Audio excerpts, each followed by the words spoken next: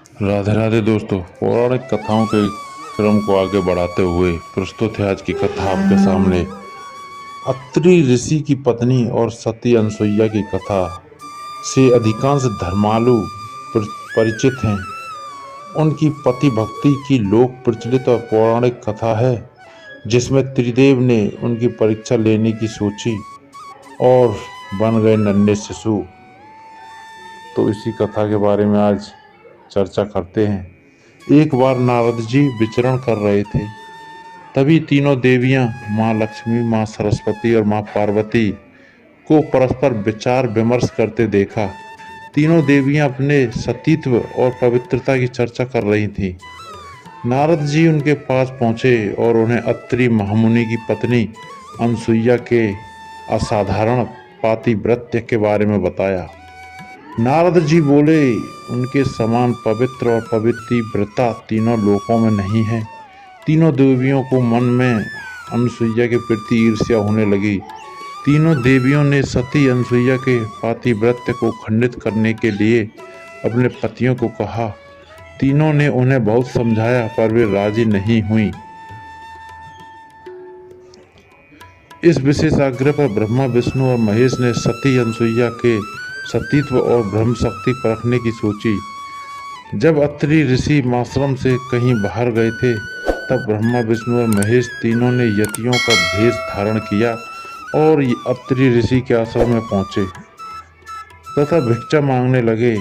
अतिथि सत्कार की परंपरा के चलते सती अनसुईया ने त्रिमूर्तियों को उचित रूप से स्वागत कर उन्हें खाने के लिए निमंत्रित किया। लेकिन यतियों के भेष में त्रिमूर्तियों ने एक स्वर में कहा, हे साध्वी, हमारा एक नियम है कि जब तुम निर्वस्त्र होकर भोजन परोसोगी तभी हम भोजन करेंगे। अनसुईया असमंजस में पड़ गई कि इससे तो उनके पातिव्रत्य के खंडित होने का संकट है। उन्होंने मन ही मन ऋषि अत्रि का स्मरण किया। दिव्य शक्ति से उन्होंने जाना कि यह तो त्रिदेव ब्रह्मा, विष्णु और महेश हैं। मुस्कुराते हुए माता अनसुईया बोली, जैसी आपकी इच्छा। तीनों यतियों पर जल छिड़ककर उन्हें 3 प्यारे शिशुओं के रूप में बदल दिया। सुंदर शिशु देखकर माता अनसुईया के हृदय में मातृत्व भाव उमड़ पड़ा। शिशुओं को स्तनपान कराया, दूध भात खिलाया, गोद में सुलाया। तीनों गहरी नींद में सो गए। अनसुईया माता ने तीनों को झूले में सुलाकर कहा, तीनों लोकों पर शासन करने वाले त्रिमूर्ति मेरे शिशु बन गए। मेरे भाग्य को क्या कहा जाए। फिर वह मधुर कंठ से लोरी गाने लगी। उसी समय कहीं से एक सफ़ेद बैल आश्रम में पहुंचा।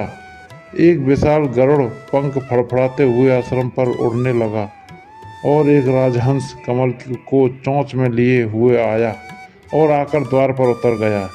यह नज़ारा देख नारद, लक्ष्मी, सरस्वती और पार्वती भी आ पहुँचे। नारद ने विनयपूर्वक अनसुईया से कहा, माते, अपने पतियों से संबंधित प्राणियों को आपके द्वार पर देख, यह तीनों देवियां यहाँ आ गई हैं। यह अपने पतियों को ढूंढ रही हैं। इनके पतियों को अनसुईया कृपया इन्हें सौंप दीजिए। अनसुईया ने तीनों देवियों को प्रणाम करके कहा, माताओं, झूलों में सोने वाले शिशु अगर आपके पति हैं तो इन्हें आप ले जा सकती हैं। लेकिन जब तीनों देवियों ने तीनों शिशुओं को देखा तो एक समान लगने वाले तीनों शिशु गहरी निद्रा में सो रहे थे। इस पर लक्ष्मी, सरस्वती और पार्वती भ्रमित होने लगी। नारद ने उनकी स्थिति जानकर उनसे पूछा, आप क्या अपने पति को पहचान नहीं सकती? जल्दी से अपने पति को गोद में उठा लीजिए। देवियों ने जल्दी में एक एक शिशु को उठा लिया। वे शिशु एक साथ त्रिमूर्तियों के रूप में खड़े हो गए। जब उन्हें मालूम हुआ कि सरस्वती ने शिव जी को, लक्ष्मी ने ब्रह्मा को और पार्वती ने विष्णु जी को उठा लिया है, तीनों देवियां शर्मिंदा होकर दूर जा खड़ी हो गईं। तीनों देवियों ने माता अनसुईया से क्षमा याचना की और यह सच भी बताया कि उन्होंने ही परीक्षा लेने के लिए अपने पतियों को बाध्य किया था। फिर प्रार्थना की और उनके पति को पुनः अपने स्वरूप में ले आए। माता अनसुईया ने त्रिदेवों को उनका रूप प्रदान किया।